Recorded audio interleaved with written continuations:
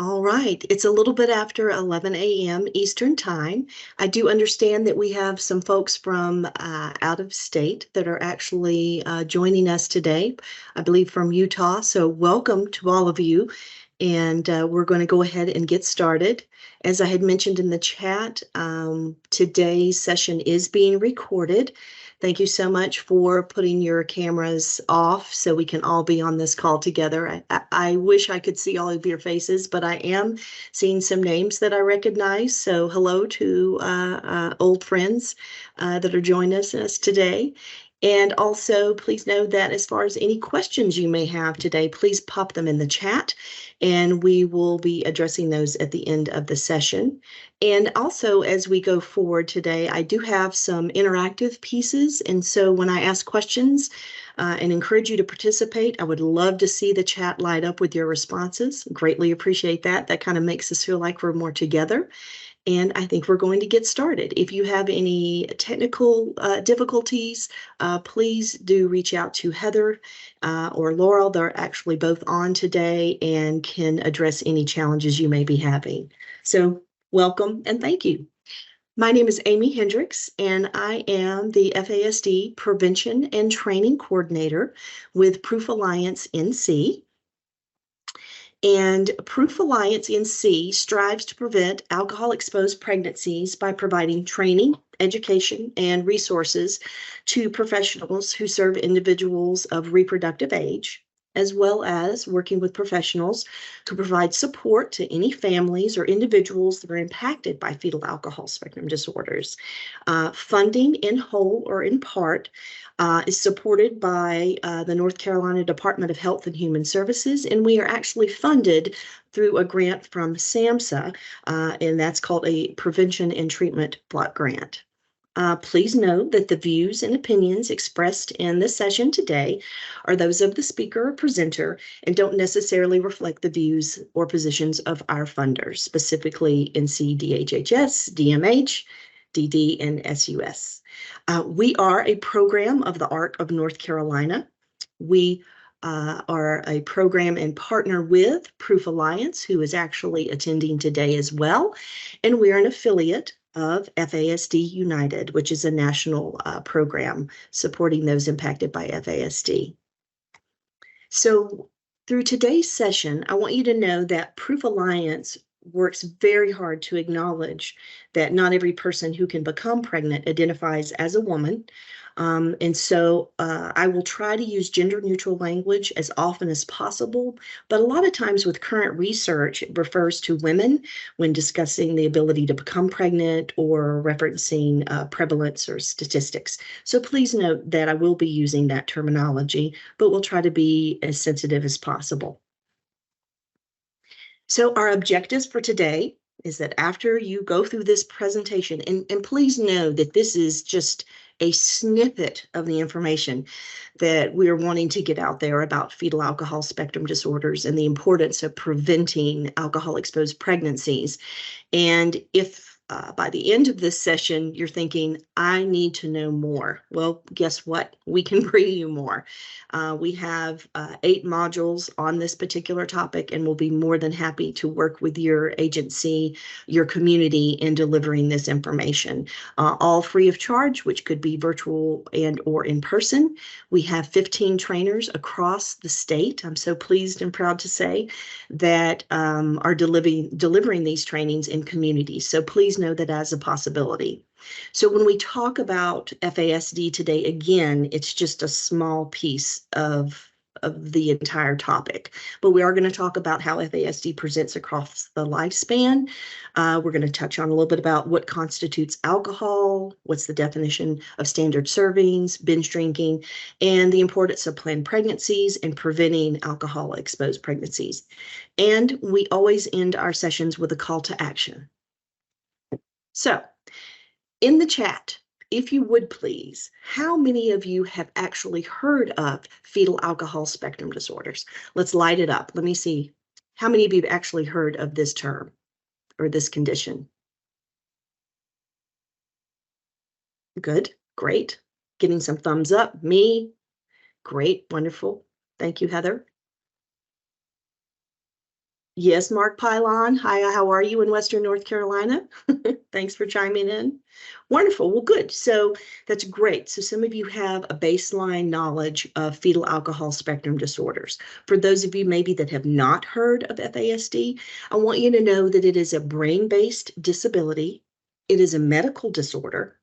It's caused by prenatal alcohol exposure or drinking during pregnancy. The effects of FASD are lifelong and irreversible. The good news is that it is 100% preventable with the correct information and supports. And early identification and support can help individuals with FASD reach their potential. And in the fuller training or the full trainings that we do, we go into support and strategies and how we can actually help individuals be successful with this diagnosis. So when we talk about FASD, and remember again, this is just a nutshell, FASD is an umbrella term. So if you want, you can envision an umbrella opened up in front of you and stamped across it as fetal alcohol spectrum disorders. And underneath that umbrella term, or underneath the umbrella of FASD, you have several different conditions or categories that may present. Okay, so the one thing I need you to know about FASD is that if you've met or know one individual with FASD, you have met or know one individual with FASD, because FASD can present differently in different individuals. There are some common threads and common characteristics, and we're going to talk about those in just a second, but individuals can have a variety of these diagnoses. So there is fetal alcohol syndrome, where there is a presentation of facial abnormalities. An individual does present with growth deficits that could be prenatal and or postnatal at or below the 10th percentile. There are central nervous system abnormalities. And when we think about the central nervous system, remember that includes the brain and the spinal cord. And so that could be brain abnormalities. And then and how that may present is neurobehavioral impairment. Now, if an individual doesn't meet the criteria for fetal alcohol syndrome, they could possibly have partial fetal alcohol syndrome, where there might be the facial features, maybe not all of the facial features, but some. There is the neurobehavioral impairment, plus there would be documentation of prenatal alcohol exposure. If no prenatal alcohol exposure is known, there also needs to be growth deficiencies and reflection of a deficient brain growth. Then there's something called alcohol-related birth defects, ARBD. So there would be documented prenatal alcohol exposure and one or more specific major malformations documented in the result of prenatal exposure. And then this next one, alcohol-related neurodevelopmental disorder, and I know these things don't really roll off the tongue that well, does include documented alcohol exposure in that big neurobehavioral impairment. I will tell you, in my time when I worked with the FASD clinic, when that was at Fullerton Genetics, a majority of the individuals and families that we worked with and that came in for a diagnosis fell into this last category, which is ND-PAE. Now, that's that neurobehavioral disorder associated with prenatal alcohol exposure, and that itself is a mental health diagnosis, and ND-PAE can be found in the DSM-5. Do note, and then some of us that may be a little bit older on this the training session today, may have actually even heard a term called FAE, which is fetal alcohol effects, and that is now an outdated term and one that we do not use. But again, when you're thinking about FASD, remember that it can be very individualized. And one thing I want to clear up for sure is that this myth that is out there that a person that has an FASD has these very specific facial features, and that is simply not true. In fact, only 10 to 15% of the people with FASD actually do have facial features. So what I want you to do in this moment is to let that thought go. If you had been trained to think, oh, they're going to have facial features, so I'll know who has an FASD. That is not true. I want you to let that go, and I want you to think brain. It's all about the brain injury that occurs due to prenatal alcohol exposure. Okay. And another thing we have to think about too, individuals or Infants that are born with FASD grow up to be adults with FASD. And so as their faces change and as they develop and grow, those facial features might diminish. So if there are those of you that are on the call that work in substance use treatment prevention or are direct service providers and working with adults, teens or adults, it's really important to think brain and not face, okay? So let's talk prevalence. And this may surprise some of you, but actually 1 in 20, as many as 1 in 20 school-age children have an FASD. And you know, sometimes when we hear prevalence numbers and so forth, we think, well, that's a national number. What does that mean for my state? I can tell you that this is the prevalence for North Carolina. We are so fortunate that the researcher, Dr. Philip May, who conducted 4 studies across the United States in addition to international studies, but he did 4 in the United States. And his last study, he and his team, was the Southeastern study, and it was actually done in North Carolina. And it is a true reflection of what's happening in our state. And our numbers were, in fact, 1 in 20, which some of you may be surprised to hear that. And that is a higher prevalence of any other intellectual developmental disabilities. The thing is with this particular IDD is that it is preventable. If you have any questions about this, please do pop them in the chat. So let's do a little dive now talking about the characteristics. So again, this is just a small sampling of the characteristics that are common with FASD. So an infant might be born at a lower birth weight, maybe a bit slower to develop. What I mean by that is that they might actually be missing some of their developmental milestones. So that would be a strong cue for a family to work with the pediatrician or their primary care provider if they are missing those developmental milestones. The individual can show irritability, and an infant can even show irritability or anger as they age. There could be some sensitivity to light, noise, and touch. So those are sensory processing and regulation issues. And again, we can do a deeper dive when I do trainings, or one of our trainers do a deeper dive for you in your community. There could be a challenge with trouble sleeping, hyperactivity, speech and language delays, and can be easily distracted and have a short attention span. And as the individual grows and develops, we definitely see impaired executive functioning. So there can be challenges with memory and attention. And there can be challenges with impulse control. They may also struggle with abstract concepts, and I want to talk a little bit about that for just a second. We tend to, I know myself, well, I may not need to say we, but I sometimes embellish when I talk, and I may say something like, oh my goodness, it's raining cats and dogs today. Well, that is a very abstract concept. But if you're working with an individual or child that has an FASD, saying things like it's raining cats and dogs, that child might be, or person might be inclined to look out to see if it is in fact raining cats and dogs. So it's important that we use very concrete language when working with individuals with FASD.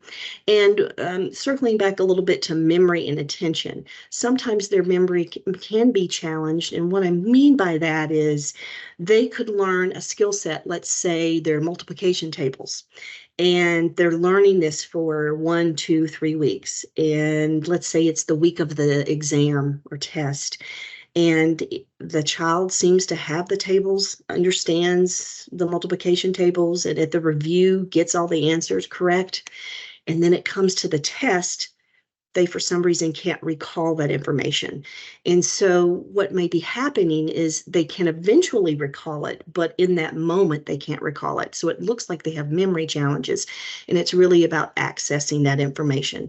So if you are working within the school system, there's definitely strategies that instructors, teachers, educators can learn to help a child be more successful if we learn more about how their brain works because of that brain injury and make accommodations for that. Also, cause and effect, they may not always respond well to a reward type system and don't understand that if I have this behavior, this is going to be the action that's going to happen or what might occur. So we have to help them with that. And again, organizing stored information, retrieving that information, planning future events, and problem solving, and just generalizing concepts. So this is all part of executive functioning in the higher brain that might have received damage due to the prenatal alcohol exposure. So I don't know if you guys know this or not, but 90% of the individuals with FASD have a co-occurring mental health disorder. And oftentimes, FASD can look like many of these that are listed on your screen. And a matter of fact, a majority of individuals that might get identified in a pediatric office may come away with a diagnosis of ADHD, autism spectrum disorder, a reactive attachment disorder, and definitely sensory processing disorder. So there can be some co-occurring.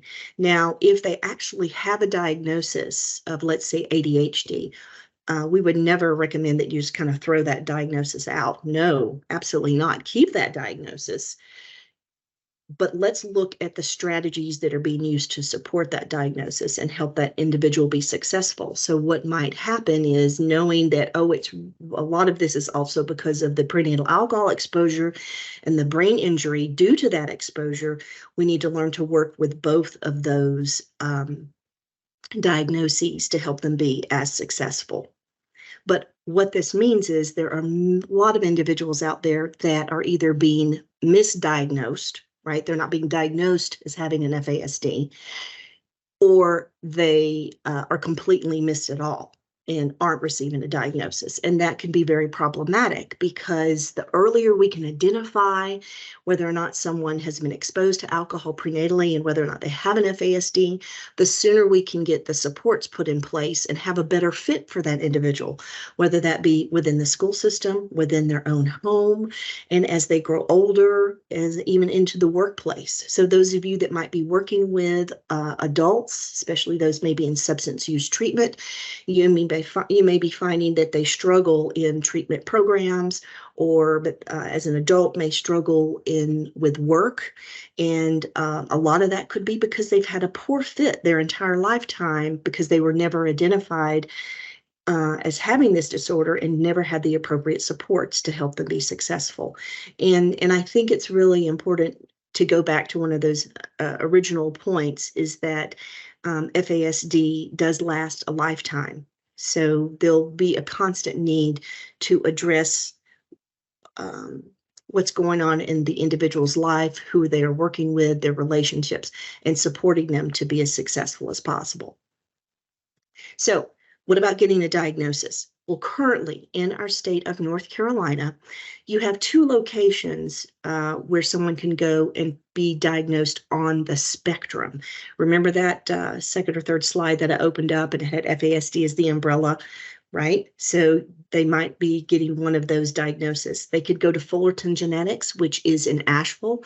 Now, Fullerton Genetics no longer has an FASD specific clinic, but the providers there are very educated on FASD as a spectrum disorder and do work with families to get that diagnosis. So that is one possibility. And then we have Dr. Yasmin Centuras, which is with Atrium Health and Levine Children's in the Charlotte area. And they actually have an FASD clinic.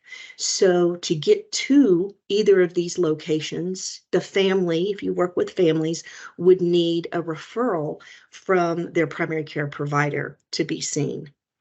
And then once they have that referral, the appointment can be made, and then they would work with the providers at both of these locations for that diagnosis, and then trying to identify supports once they have the diagnosis. And that's really the biggest piece, is once there is a diagnosis, getting those supports put in place is just absolutely crucial. So here's your first question, okay? And I want you to pop your answer in the chat. Alcohol causes more birth defects than smoking and illegal drugs. What do you think? Pop it in. Do you think alcohol causes more birth defects than smoking and illegal drugs? Yes? No? Did everybody go to sleep? No. Yes. I think I'm kind of preaching to the choir here a little bit. Okay. So a variety of answers, yes, no, possibly, maybe. Okay. Well, truth be told, alcohol does cause more birth defects than smoking and illegal drugs. And I know that's kind of hard sometimes to wrap our brain around a little bit. And a lot of that is because alcohol has been so normalized and it is legal after the age of 21 to consume alcohol. So it's easy for us to try to think that we might think, well, illicit substances or substances that are illegal definitely are going to cause more damage. And that's simply not true. That, yeah, just because alcohol is legal doesn't mean that it's not harmful. And we all know that there is so much research coming out about alcohol and brain health, not only for preventing challenges for our youth, because a lot of us on this call really do support preventing underage drinking. And so we know that alcohol use, even during adolescence and early 20s, can really change how the brain works and reroute those neural pathways. And that's early on. So we definitely want to prevent that. Well, alcohol does similar things prenatally. And so it's really important to note that alcohol does cause more birth defects than illicit or illegal drugs and tobacco use. Now, please note that yes, in some situations, an individual might use alcohol and use tobacco, or they might use alcohol and marijuana or other substances, and that just compounds the impact on that developing brain if we're speaking directly during pregnancy. So let's talk about other birth defects. Well, in addition to FASD, drinking while pregnant can cause a structural brain injury, microcephaly. There actually can be heart defects, hearing and vision problems, abnormal development in the bones, kidneys, and other organs. And then we touched on a little bit, there can be changes or abnormalities or dysmorphology related to the facial development in the lips, the midface, and the eyes. Okay. So again, any questions, please do pop them in the chat. Here's another pop quiz. When is it safest to drink alcohol? Is that during the first trimester, the second trimester, or the third trimester? What do you think? You can put in first, second, or third. When is it safest to consume alcohol? Hey, look at Mother to Baby Utah chiming in. That's awesome. Wonderful. Great. Thank you guys so much for participating. I greatly appreciate it. Yep, I'm seeing that. None. Yep, Mother to Baby Utah. Third. Okay, great. All right, I want you to know that a majority of people that participate in this quiz, they often say the first or the third. So let's talk a little bit about that. And if you'll be patient just a second, I'm going to try to get my little laser pointer on so we can really dive into this. This is one of my most favorite slides because it actually talks about fetal development.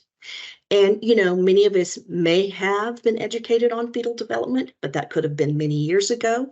But also know that there's a lot of individuals that become pregnant and maybe just don't understand about fetal development. There may be some folks on the call today that don't know a lot about fetal development. But when you're looking at this chart, what I'd like you to do is to join me as we look across this top line where it says weeks. So here, this is talking about the weeks of gestation, of how long an individual is pregnant.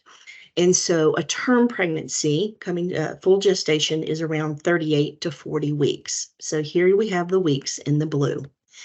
Next thing I want your eyes to follow would be to look at week 3, where something called the central nervous system, remember that involves the brain and the spinal cord, is one of the first organs to really begin developing as early as 3 weeks, okay, right along with the heart's early development.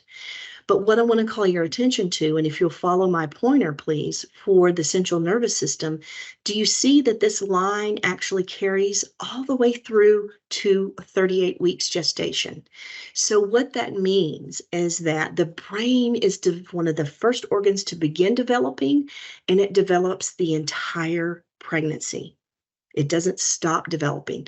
If you want to answer in the chat, does anybody know when our brains truly are fully developed? What age? Does anybody know? Pop it in the chat. Oh, Heather, great guess. 21, 26, 25, 27. You guys are really on it. That's great. So right around the age of 25. So that gives a great explanation of why so many of you that are on the call today are actively working so hard to prevent underage drinking. It's not that we're just trying to hammer down a rule and not let our youth drink. It's about brain development. Okay. Oh, excuse me. Kirby had a nice funny. Yes, I see that, Kirby. Thank you for your comment there.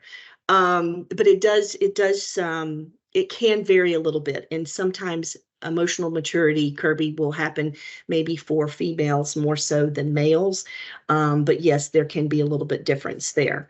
So anyway, if the brain doesn't really fully finish developing till around age 25, and we're really concerned about preventing underage drinking, which we all are, why are we not having greater discussions about prenatal alcohol exposure when the foundation of the brain is happening? Because if there is prenatal alcohol exposure during this time, it actually changes how the brain forms and develops. And I'm not sure if you guys know this, but the brain actually develops kind of from the inside out. So you may have heard like of kind of the prehistoric or a primitive brain, the very, very, very base, the corpus callosum and the limbic system starts developing first and then outward. So what this means is during pregnancy, if someone consumes alcohol before they even know that they are pregnant, okay, there can be an impact or an injury to the brain. And the person had no intention of doing any type of exposure that could harm a developing fetus. They just didn't know that they were pregnant. So that could happen as early as 3 to 4 weeks gestation. In just a little bit, we're going to talk about how early most individuals in North Carolina find out that they are pregnant. So what can happen, though, is during this time period of 3 to 4 weeks, the corpus callosum is actually developing, and the corpus callosum is huge in helping transfer information to the left and right hemisphere of the brain, and also being part of that limbic system. That's a lot with emotional regulation and kind of where our fight or flight response comes from. So if there's an impact during that time, okay, and then the brain begins continuing developing as we go throughout the pregnancy, different areas or different regions of the brain can be impacted depending upon when the individual consumes alcohol. So basically, the bottom line is there is no safe time to consume alcohol during pregnancy, not a single time during any trimester. And even for those that think that maybe even in the third trimester it's safe, the brain is still developing. Again, remember, the brain doesn't stop till around age 25. So we need to make sure our messaging includes there's no safe time, no safe type of alcohol, and no safe amount of alcohol during pregnancy. All right, so the effects of alcohol during pregnancy, based on decades of research, have shown that even low levels of alcohol can affect the fetus, and the risk increases with the more alcohol use that occurs. So really, the healthiest and safest choice is to avoid drinking alcohol at all during pregnancy. And if you want additional information about what constitutes low levels of alcohol and alcohol in moderation, I'll be glad to provide that for you. But please know, even low levels. And the thing is that if we think about giving a public health message, right, we cannot say, Amy, you better not drink anything during pregnancy, and then go to the next person and say, Lauren, you could probably have little amounts and you'll be okay. We can't give a public health message like that. So that's why we need to be firm and across the board, no amount is safe. So some of you may be asking or thinking, well, why is it that one individual can consume alcohol during pregnancy and their child doesn't have an FASD, whereas the next person did consume alcohol and their child does have an FASD or has been identified as having an FASD? And those are great questions. And every pregnancy is different. And so how alcohol affects the developing fetus depends on a number of things. Number one would be genetics, okay, and please know that is something that we cannot control for, and that's genetics that is coming down the maternal and the paternal side. And if you want to have some of the best information around as it relates to something called a teratogen, which alcohol is a teratogen, which is any agent, substance, or occurrence that impacts the development of a fetus, you can go to Mother to Baby, which is a national program, and then some states actually have a Mother to Baby in their state. For instance, we have Mother to Baby NC, and I'll have some information on them again, but they have incredible information on any type of teratogen that might impact a pregnancy. So, but know that with genetics, I think Mother to Baby says, and folks in Utah, you can maybe chime in on the chat, that there's a baseline of like 3 to 5% of every pregnancy has a risk of having a birth defect. So remember, these things we cannot necessarily control for as far as genetics. Then, believe it or not, a pregnant person's diet can impact the development. A pregnant person's age. We know that as an individual gets older, and if they become pregnant at an advanced age, that can cause complications, and therefore they could have what we call a higher risk pregnancy and would need to receive different care. And then, of course, a pregnant person's substance use. So if an individual is using other substances, or is what we would say possibly a poly substance use, and then the amount of alcohol of a pregnant person that they have consumed, that can impact. But the one thing that doesn't impact is the type of alcohol, because there is no safe type of alcohol, and it is all alcohol. I don't care if it's beer, lager, ale, kombucha, wine, spirits, coolers, hard lemonade, cider, shots, shooters, liqueurs, jello shots, whip-a-hall, boozy ice cream, snow bars, powdered alcohol, and or alcopops. No matter how it is served, it is all alcohol. And I think it's really important, if we are delivering a public health message, and if you work with individuals that can become pregnant, especially with prenatal care, to make sure they understand what we mean by alcohol, because we have seen studies where individuals are asked, do you consume alcohol? And they say no. But if you show them pictures of different types of alcohol, they may say, well, I drink wine, or, well, I have a wine cooler, or I drink beer. And they don't necessarily equate alcohol with beer or wine or some of the alcopops that are out there. Now, does anybody have a quick question? And I need to check on my time. How am I doing on time? Heather, could you pop it in the chat? Am I doing okay?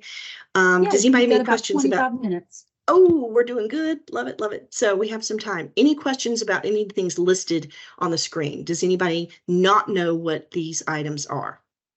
Feel free to ask. And I'll go ahead and start with just a few. So whip-a-hall is alcohol-infused whipped cream.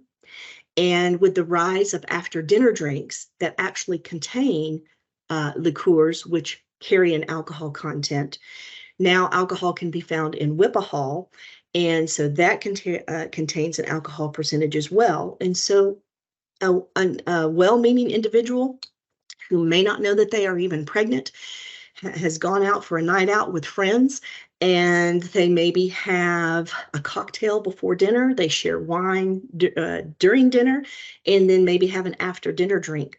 And so all of those beverages contain alcohol in them, and they may be over consuming and they don't even know that. So any other questions about these things listed? Kombucha, some of you may know what that is. Mother to Baby has some of the best information and has an actual fact sheet in both English and Spanish on a variety of different teratogens, as I'd mentioned before, but kombucha is one that they have been addressing. Kombucha is very popular in Western North Carolina, and kombucha is a fermented beverage that some people can make even in their home, and also it is available for purchase. And the challenge with kombucha, yay, there goes those fact sheets. Thank you, Al, for doing that. Kombucha actually the challenge with kombucha is even though it has low levels of alcohol because of that fermentation, there have been some cases where the fermentation can continue even once it's on the shelf. So since it doesn't carry an alcohol warning per se, some companies do have warnings, definitely on their websites, but on the bottle itself, it's not. And it's really promoted as a healthy beverage. And it can be healthy, just not during pregnancy. Right. And yes, great. Some of those wonderful comments. Powdered alcohol. Someone has a question in the chat about powdered alcohol.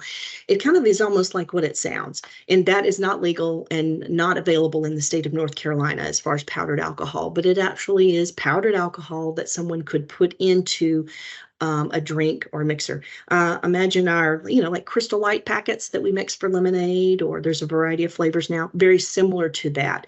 But again, that is not available in the state of North Carolina, but that's powdered alcohol. So therefore, people may not be thinking that it could be harmful. And one thing about alcopops I do want to mention is alcopops are basically any alcoholic beverage that contains fruit juice and sugar. This is going to show my age, but back in my day, alcopops would have been considered something like Boone's Farm, Boone's Farm wine and spirits, or wine coolers really became popular in the 80s.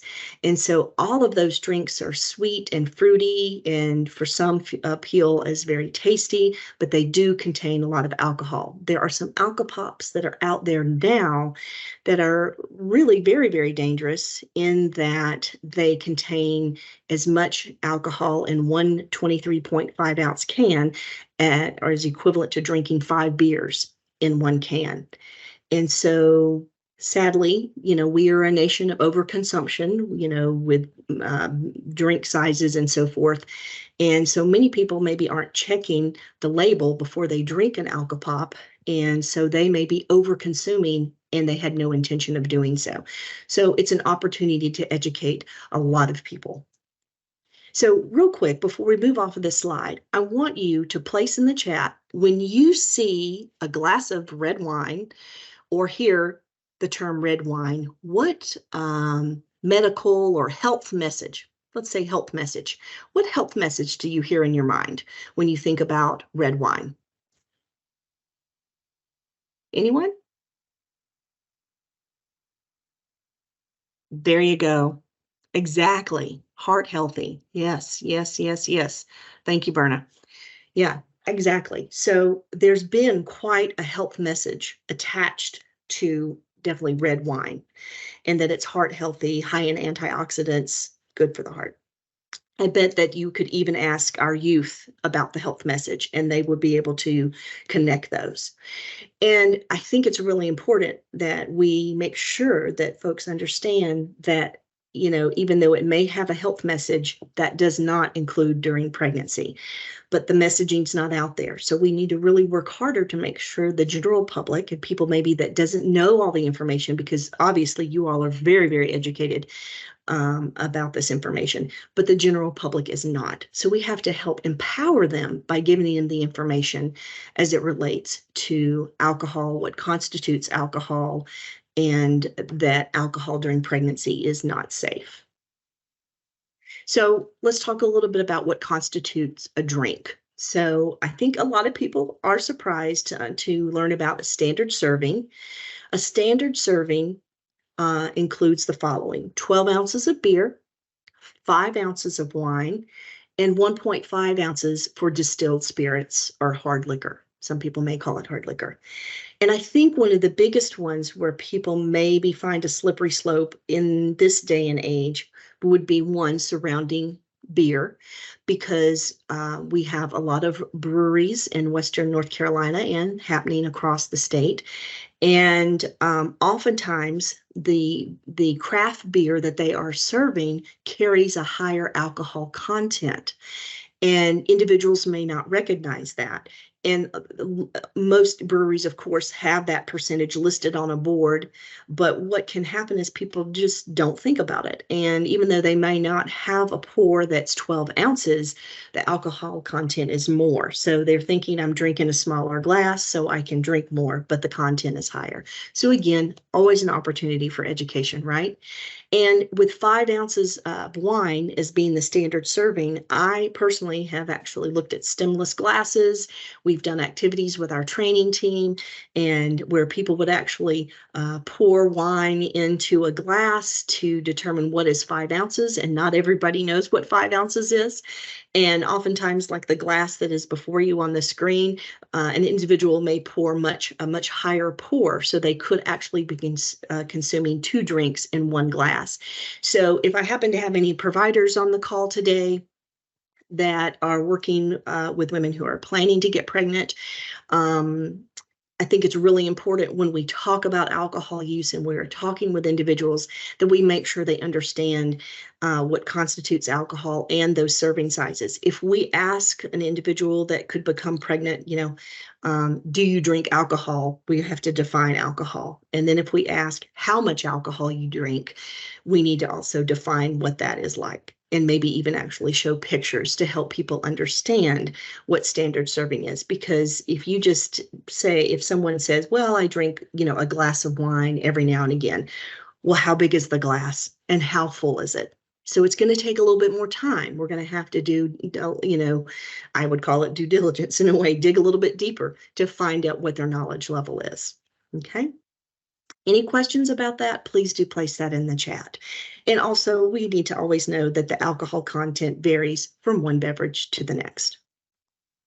So when we talk about consumption or amount of alcohol that is consumed, I think it's important to address binge drinking. Now, in the day, and when I've talked with folks about binge drinking, an immediate response on binge drinking, if I ask someone what is binge drinking, someone would say, well, that's when a college student goes to Myrtle Beach and is funneling beer standing on their head.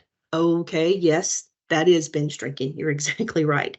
But for a majority of populations, a lot of people don't really understand what binge drinking is. And so before you is the true definition of binge drinking. For women, binge drinking is 4 standard drinks in a 2-hour period. For men, it's 5 standard drinks or more in a 2-hour period. And I think one misstep that has happened in the past with public health messaging is, and you can still find it in some literature, where they'll define binge drinking as 4 more drinks per an occasion. And if you just throw something out like an occasion to an individual who could become pregnant or to the general public, an occasion in their minds could be my birthday, payday, night out at the ball game, a sporting event. That's what they see as an occasion. So it's upon us in delivering this important message that we help define what an occasion is, and that is a 2-hour period, to help individuals really understand about alcohol consumption. But again, reminding you that during pregnancy, no safe amount, no safe type, and no safe time. Okay. True or false? Answer for me, please, in the chat. Only people with an alcohol use disorder are at risk for having a child with an FASD. What do you think? Okay. Look at that, Kirby. Great answer. Oh, good. I've got some falses coming. Right. I'm going to go ahead and say it. This is a false statement. It is a false statement. And what we need to remember is that alcohol use, well, notoriously in the past, we've kind of made alcohol use and maybe possibly alcohol misuse kind of a personal or moral failure. And we need to really step away from that and look at it more from a public health perspective, because there's so many factors that go into someone's decision to possibly use alcohol and or use alcohol if they are pregnant. And it's not necessarily a moral failing, it's a lack of the correct information. But to answer this is absolutely false.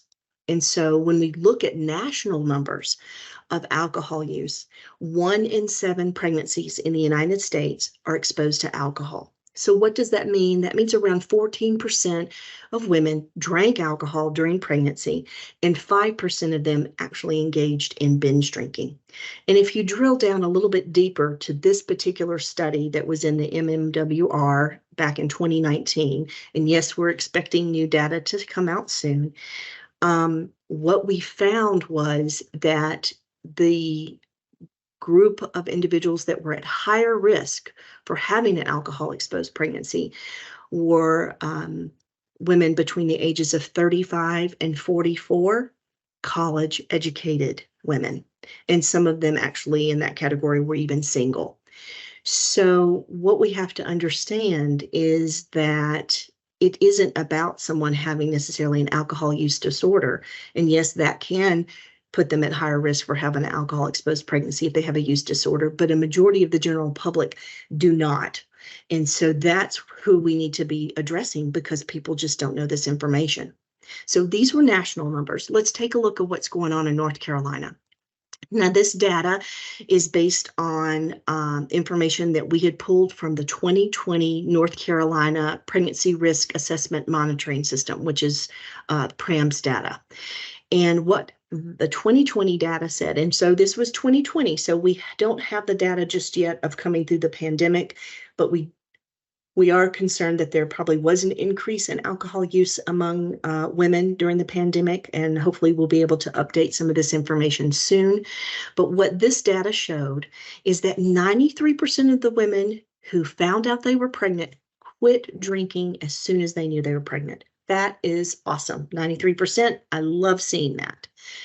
That does mean, however, that 7% of women in North Carolina continued drinking alcohol after they found out they were pregnant, which did result in an estimated number of 8,628 babies being born annually exposed to alcohol.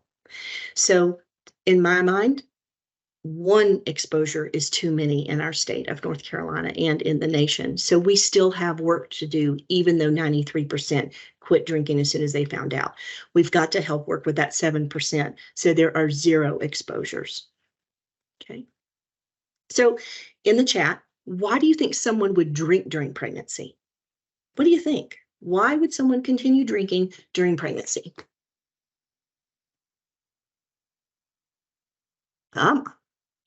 Habit. Okay, yeah. What else? Anybody else? Lack of education, right? Misinformation. Thank you, Stacy. Yep. Unaware of the consequences. Excellent, Mark. Mood, yep. Self-medicate, mood conditions. Yep. Great, Al. Absolutely. All right, well, let's take a closer look. Oh, you guys are doing great. Yes, struggling with an alcohol use disorder, stress. Yes, Berna. Yep. Absolutely, Kirby. I couldn't agree with you more. Compassionate approaches need to be at the forefront of combating alcohol and drug use during pregnancy. Absolutely, couldn't have said it better. But let's look at a couple of things. And if you don't mind, Kirby, me playing off of what you just said leads to the importance of ending stigma, because there is a lot of stigma associated with alcohol use, not just alcohol use among women, but specifically alcohol use by individuals that are pregnant. And since this is such a complex public health issue, we do need to, again, like I said just a few minutes, is to move away from that mentality of that this is a moral, misstep and it's an individual misstep, that this is a collective concern and issue that we need to address. And some of you have already hit on some of these. Yes, they drank before they knew they were pregnant. They didn't know the risks associated with prenatal alcohol exposure. Yes, believe it or not, healthcare providers possibly gave wrong information about the risk associated with prenatal alcohol exposure. And I would like to say that every OBGYN in the state of North Carolina knows the correct information, but that is not the case. And so we still are having pregnant individuals say, my doctor told me I could drink. So we're making efforts to try to address that and help provide resources and support to those providers so they have the correct information. I do want to say that OBGYNs and most medical professions, unless they're specific to substance use, they only get about 4 hours of training on substance use. So really, they aren't getting all the information that they need. So maybe we can make a difference and help them with that. We mentioned this earlier, or I did earlier, that maybe an individual knew someone that drank during their pregnancy and their child has not been diagnosed with FASD or any other mental health condition. So they're thinking, well, they drank, so, and their child's fine, so it'll be okay if I do. But we know that's not always the case. Yes, they're part of a culture in which drinking is socially acceptable. And I have to say, alcohol is incredibly normalized in the United States. And I think we all on this session know this. And we saw so much of this during the pandemic when we saw parents and families placing information on social media where they were actually utilizing alcohol as a parenting tool. And there were memes and so much information about becoming wine moms and, the mommy drinks. And there was so much through social media where, believe it or not, a lot of people do get their information. And so we have created a culture that has normalized alcohol. And so maybe we need to circle back to that and make sure that we change our messaging to include the impact of alcohol use during pregnancy and how that is not a normal behavior. Pressure from partner, family, and friends, absolutely. And as some of you have mentioned, they may actually struggle with an alcohol use disorder and may not have even ever been defined as or identified as having a use disorder. So again, I appreciate you being on the call today or the session today, because by you having this information, you can go forth and share it with others, and we can help end the stigma associated with substance use during pregnancy and help individuals get the right supports they need to stop using substances, especially during pregnancy. So one thing we do know is that in North Carolina, and these are just North Carolina facts, and this is from the same PRAMS data that I mentioned earlier in 2020, 46% of the pregnancies in North Carolina were unplanned. I think that national average runs around 50%, so we're right there with it, the national number of 50% are unplanned. 52% of the women didn't find out that they were pregnant until at least 5 weeks gestation into pregnancy. So if you think back to that fetal development chart that I showed you, as early as 3 to 4 weeks gestation, the brain is beginning to develop. So if half of the pregnancies in North Carolina did not know they were pregnant until 5 weeks gestation, there is a chance that there is some prenatal alcohol exposure even before someone knows that they are pregnant.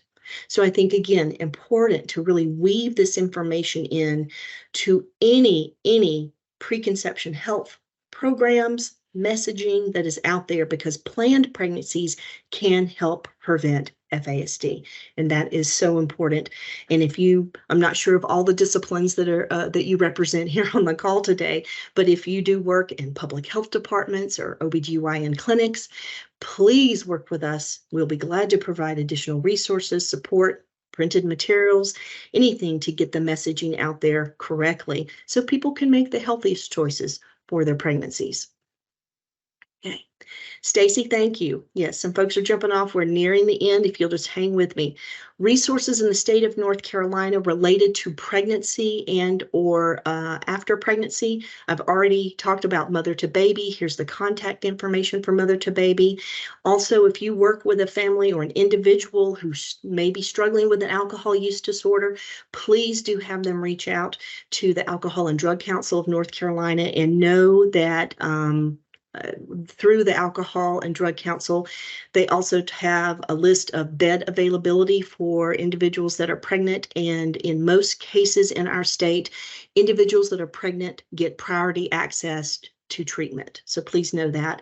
And then if you work with individuals that may be struggling with illicit substances or opioid use, you also have NCPOEP that you can contact.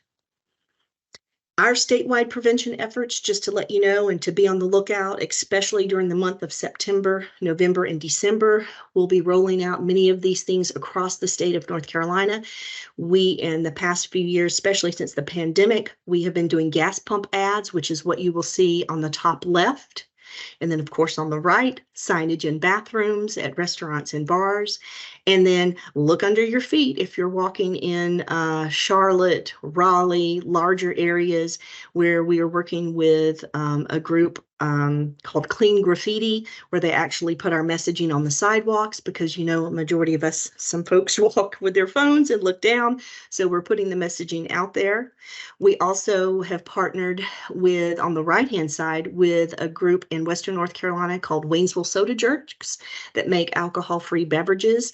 And we worked with them to create a mocktail that we then posted and put in Our State magazine. And these are some of our ads that we have in Our State magazine. So we're making many efforts, Proof Alliance NC, to reach the general public and to come up with a variety of supports to help individuals who are pregnant have an alcohol-free pregnancy. So your call to action. I want all of us to work together to embed this information in all prevention efforts, in any work that you do, because fetal alcohol spectrum disorder crosses all systems of care, and it is going to present across the lifespan. So everyone needs to be talking about this. So have conversations with individuals who can become pregnant about alcohol use before and during pregnancy. I hope you'll become an advocate for change as it relates to policies in your community and state, especially as it relates to supporting those impacted by FASD.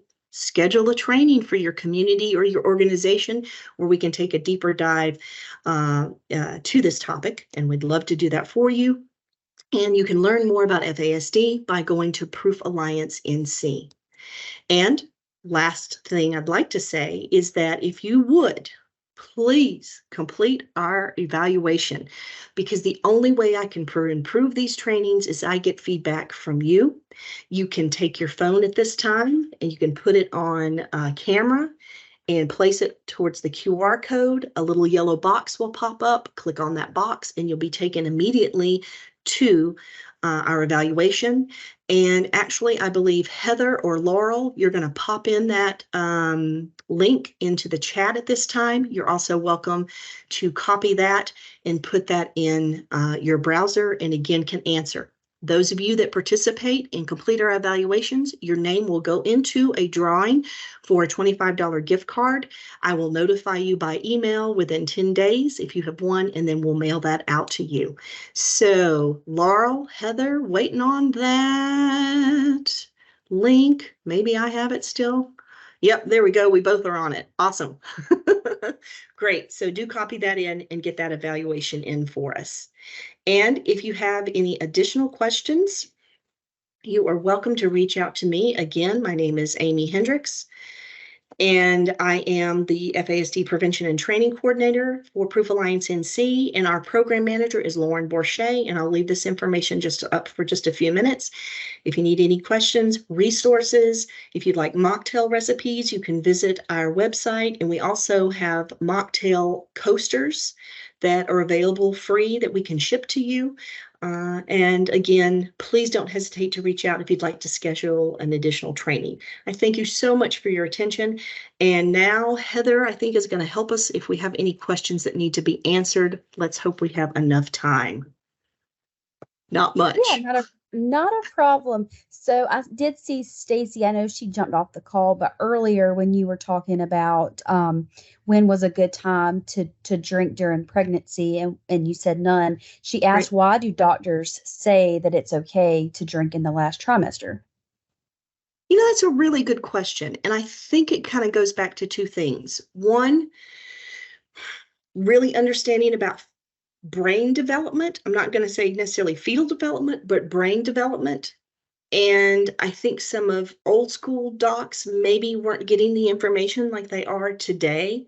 And then I did just say in one of those last slides that providers, OBGYNs, really only get about 4 hours of training as it relates to teratogens specifically to illicit substances and even including also alcohol. So they just don't have that information. And so we're trying to do postcard campaigns where we mail information to OBGYNs, encouraging them to go to a page on our website that gives them the information they need. We encourage them to actively utilize Proof Alliance, our partner organization, and their information, as well as Mother to Baby.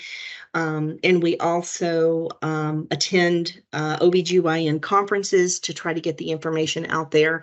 But I think it's just a lack of misinformation. And then, and please know that this is just kind of my personal opinion, I think, everybody on this training today, everyone has some type of a relationship with alcohol.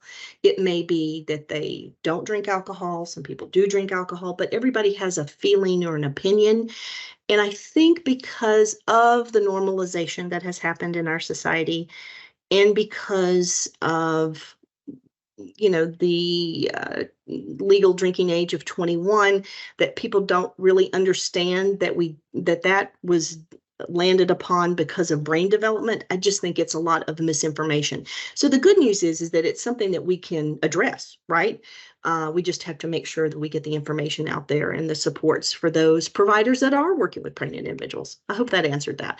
And yes, and people are saying, yes, exactly. Really, you guys go to Mother to Baby because they have the information, but you're right, Al, they just don't have the information.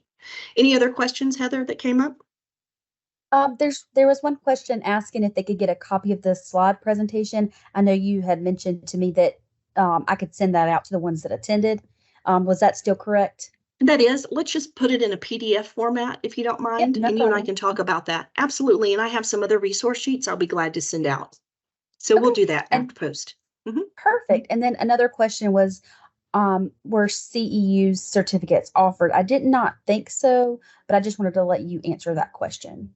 Currently, and that's a great question, the only continuing ed credits that we have at this time that would be for substance use treatment professionals. And if there is someone who is in that profession, yes, you can get a 1-hour credit through the North Carolina Substance Abuse Professional Practice Board, or I think that is it, NC, yes. So yes, I can provide those, but I can provide certificates to individuals who are on today, and you can use this as like general contact hours. So you're welcome to do that. I hope that helps. Yes. And I believe, Heather, I'll be getting the names of folks that attended today. And if there are emails attached to that, I'll be glad to send out a certificate of completion today. Mm-hmm. Yeah, absolutely. I'll provide that to you. But Okay. other than that, that was the only other questions that was in the chat, other than great presentation, fantastic presentation, thank yous. So yep, that was all the questions that I saw. Wonderful. I will say in closing, for those of you that actually listen to this later or view this later as a recorded session, I would greatly appreciate if you would still go and complete the evaluation, although the gift card drawing is only for live presentations. My apologies for that, but we do appreciate your feedback. So I hope those that are viewing this as a recorded session will still participate in that evaluation. Thank you guys so much for having me today. Again, reach out to me. You see our contact information on the screen, and I or one of the training team members will be more than happy to provide more information for you as needed. But thank you, and good seeing folks on the session today.